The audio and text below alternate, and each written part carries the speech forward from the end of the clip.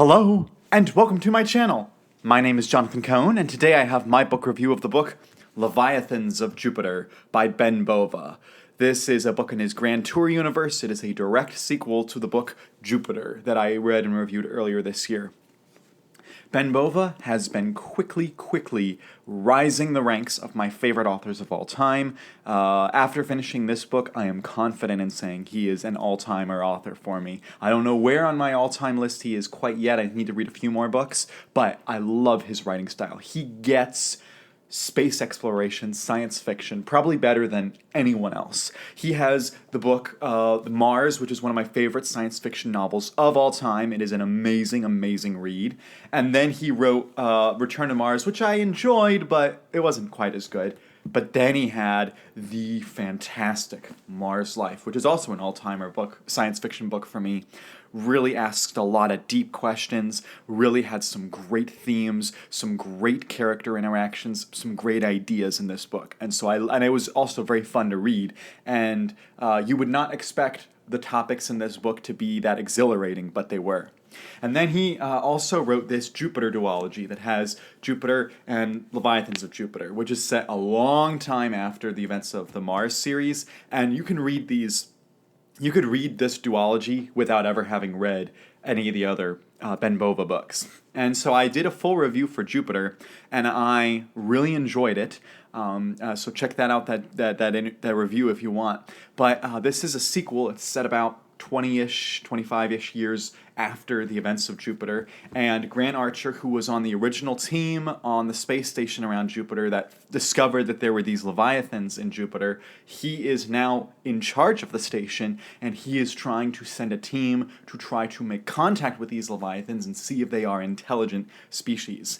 And one of the he has his crew ends up being 4 people who had no connection with each other and all of a sudden became great friends. You have the character of Deidre Ambrose, who is the real main character of the story. She's a microbiologist.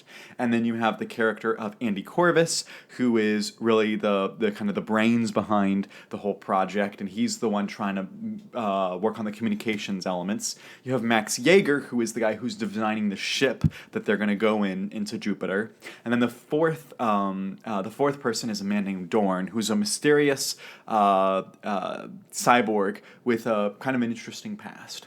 And Leviathans, for those of you who don't know what they are, basically they're these whale-like alien creatures that are basically the size of Manhattan Island. They're enormous creatures that are flying and floating around in Jupiter.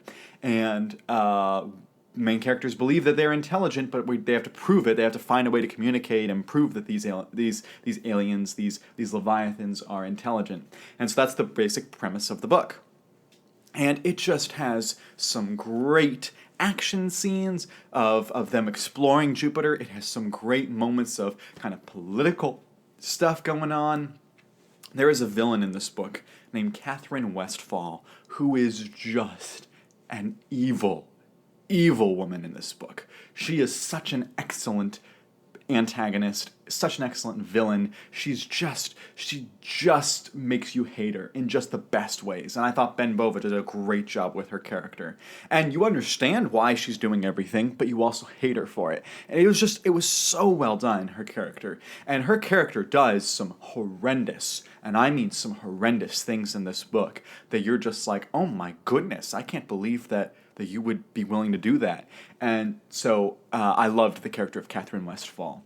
There's also an interesting subplot in this book. It's very minor, but I just thought it had a lot of great ideas, which was there is a person on the space station around Jupiter that is procuring things for people. And usually these are illegal/illicit materials, stuff that they're not allowed to bring on the station, but he finds a way to get up there. And I thought this was interesting for 2 reasons. One is this is very similar to a subplot from the TV show For All Mankind, which is one of my favorite science fiction TV shows ever, which is great. You should check it out. But in season 4 of that show, exact same thing happens, where there's a guy on Mars who is a procurer of illicit materials for characters. Anyway, but the other reason I really liked that story, that subplot, was because in that subplot, this procurer is talking with someone on the station and basically is trying to get some inappropriate videos, we'll say. I'm not going to use the word of what it is, but some inappropriate videos for this person to watch and enjoy. And the person says, hey, do you have like a version of this that is like kind of AI use where it takes this other person on the station and uses it so it looks like this woman in the videos for him to enjoy. And the procureur is like, absolutely, I can do that.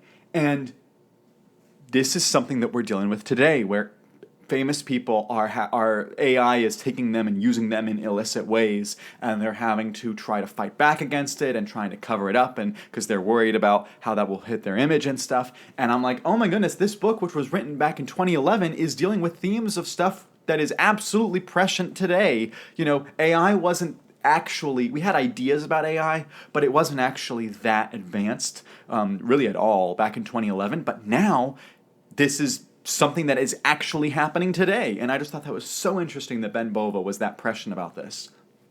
There's also just some great senses of wonder when they're on the station and they just look out and see what Jupiter is like. And there's the way that Ben Bova describes Jupiter's world and describes how it is compared to the Earth, compared to the Sun, and it never feels exhaustive. It never feels like he's just giving you a whole lot of text. He gives you information about Jupiter, but you're able to easily disseminate it. It doesn't go on for too long, and the dialogue scenes, the great scenes just keep coming. And there is a great twist in this book with some of the characters that I thought was great.